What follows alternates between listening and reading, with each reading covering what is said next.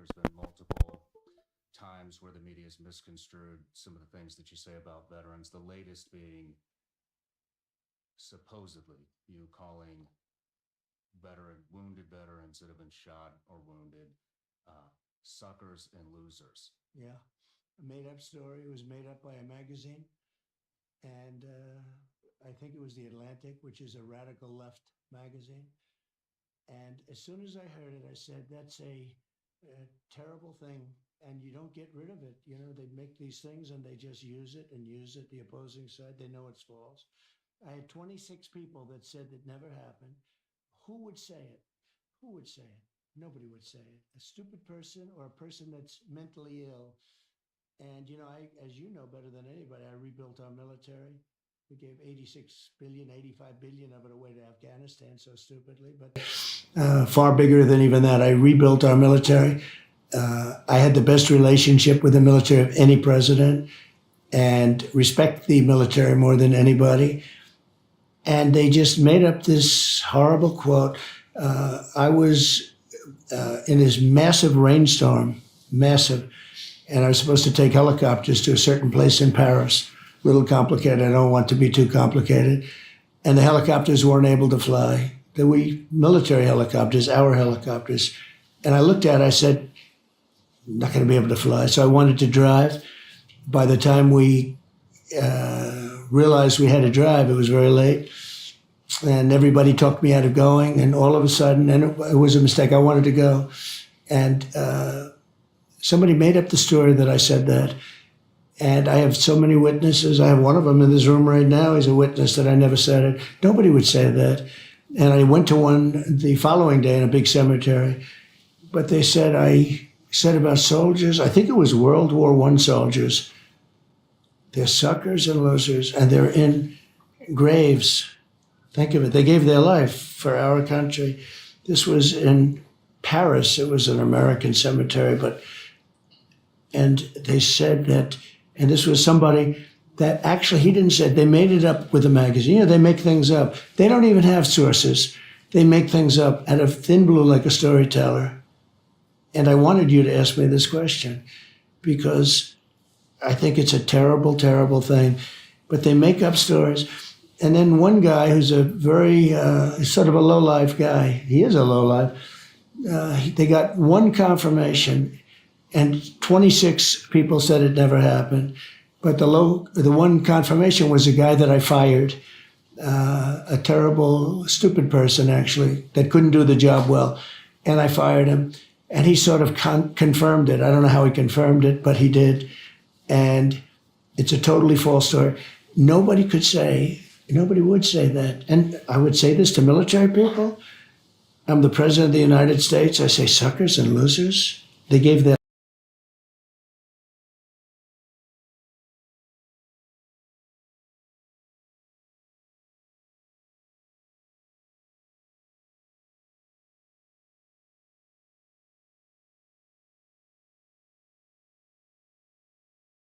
Work today is broken.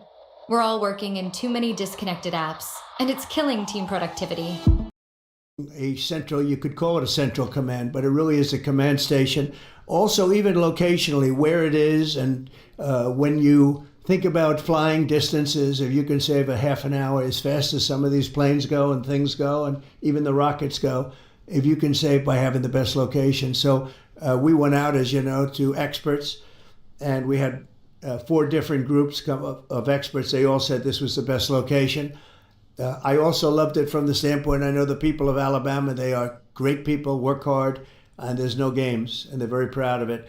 And I would say they fought harder for it than anybody else also. A lot of states, 5 states really wanted it, but they wanted it more. And I kid you not when I say that these people, they spoke to me a lot.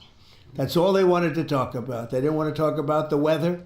They only wanted to talk about moving to this location, moving to Alabama, Huntsville in particular. So we're honored to do it. They really wanted it badly, and they got it. Peter? President Trump, something completely different, but about a big viral social media trend over the weekend. How did you find out over the weekend that you were dead? You see that? No. People didn't see you for a couple days. 1.3 million user engagements as of Saturday morning about your demise. Really? I didn't see that. You know, I have heard, it's sort of crazy, but last week I did numerous news conferences, all successful. They went very well, like this is going very well. And then I didn't do any for 2 days, and they said, there must be something wrong with him. Biden wouldn't do them for months. You wouldn't see him.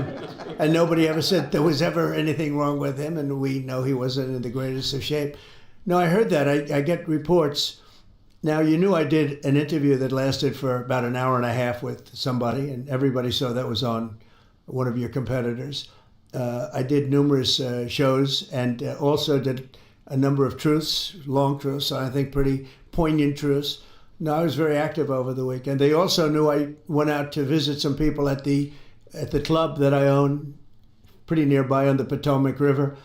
And no, I've been very active actually over the weekend. I didn't hear that one. That's pretty serious stuff. I'm glad it's Well, it's fake news. You know, it's just it's so fake. That's why the media has so little credibility. I knew they were saying, like, is he okay? How's he feeling? What's wrong? I said, I just left. And it's also sort of a longer weekend, you know, it's Labor Day weekend. So I would say a lot of people know I was very active this Labor Day. I had heard that, but I didn't hear it to that extent. Go ahead, Peter. Something else. We know that this country has a huge problem with school shootings. You've said that you're open to sending the National Guard pretty much anywhere. Would you ever consider sending an armed National Guardsman to every school? Well, we have a big problem with school shooting, but we also have thousands and thousands of schools that run perfectly. You know, they talk about you can do things construction-wise, and that's really I think nobody knows more about construction than.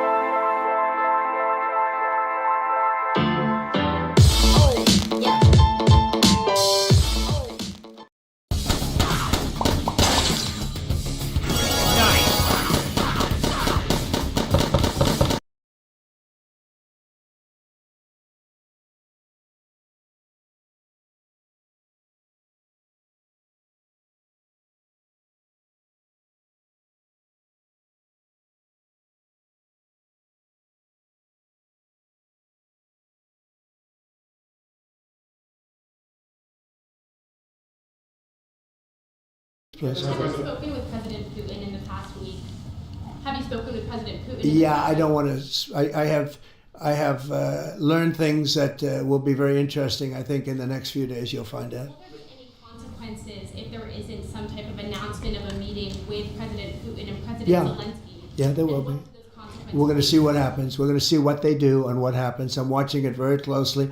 Last week they lost 7,000 between the two countries. 7,313 soldiers, to be somewhat exact, for no reason whatsoever.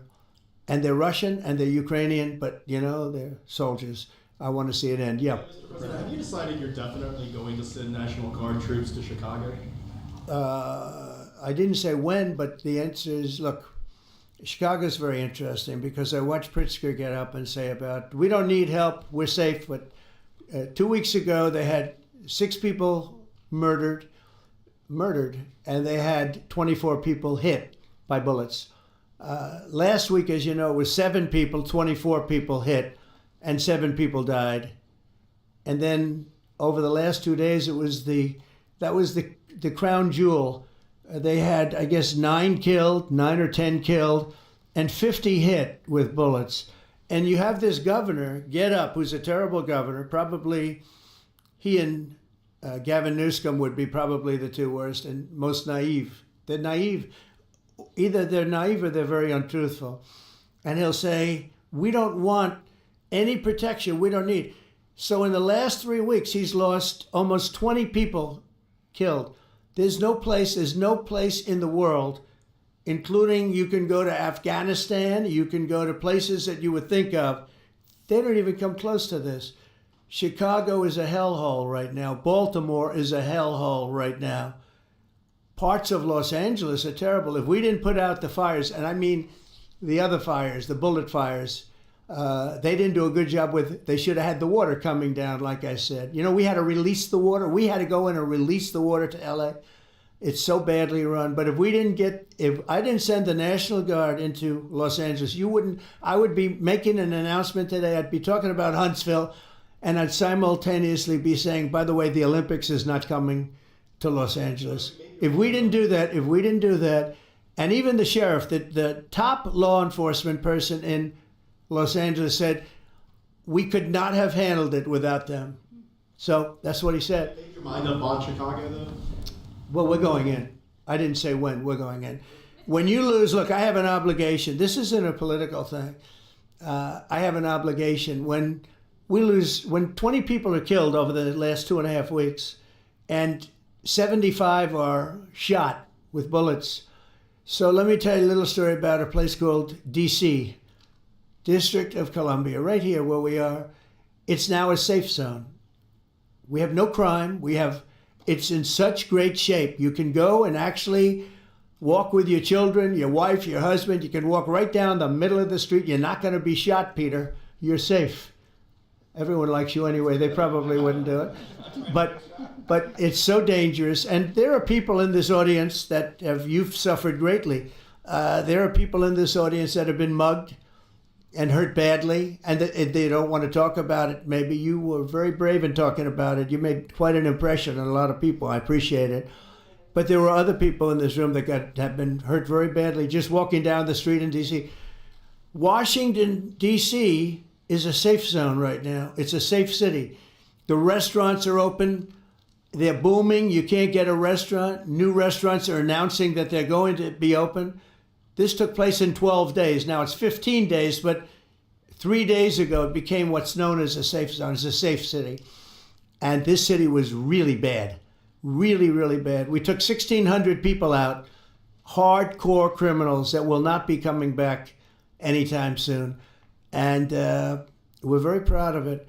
You know, to have our nation's capital lose every week. You know, it was like years, many years, where every single week somebody was killed for many, many, many consecutive weeks. This went on for years. And then we had, last week it was announced that nobody was killed last week. And I made that announcement in front of a very distinguished leader of a country. And I'm saying proudly, ladies and gentlemen, nobody was killed in Washington, D.C. this week. He looked at me like, what's that all about? I said, yeah, we had a little bit of a crime problem. And we don't have a crime problem in Washington anymore. And the mayor has been very helpful. And the police commissioner has been very helpful. And it's been a great team. And I would love to have Governor Pritzker call me. I'd gain respect for him and say, we do have a problem. And we'd love you to send in the troops. Because you know what? The people, they have to be protected. I saw today on one of your networks, not a friendly network, really the opposite, I would say, very unfriendly network.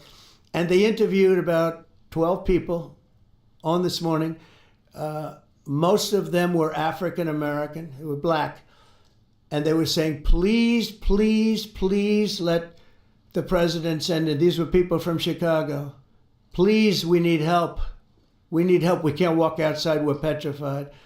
If the governor of Illinois would call me up, I would love to do it. Now, we're going to do it anyway. We have the right to do it because I have an obligation to protect this country. And that includes Baltimore. I saw where Governor Moore was asking me to take a walk down the street of Baltimore. Well, Baltimore is a very unsafe.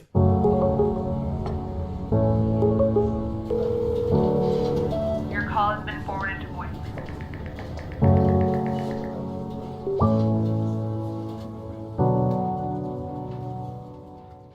Strong guys, and they are big and they are strong. You know, we had a great decision from the Supreme Court that had to do with sort of talent. It had to do with you are put down based on merit. You can hire based on merit. So merit for a soldier or for a policeman is strong, physically fit, something, you know, having a certain ability, not a person that is woke and got the job through woke, but wasn't strong enough to lift a gun out of the holster, et cetera, et cetera. No, I looked at the police, as you know, last week I went over, we had a meeting with, there had to be 300 people, and they were all very impressive looking. And when the bad guys see them, then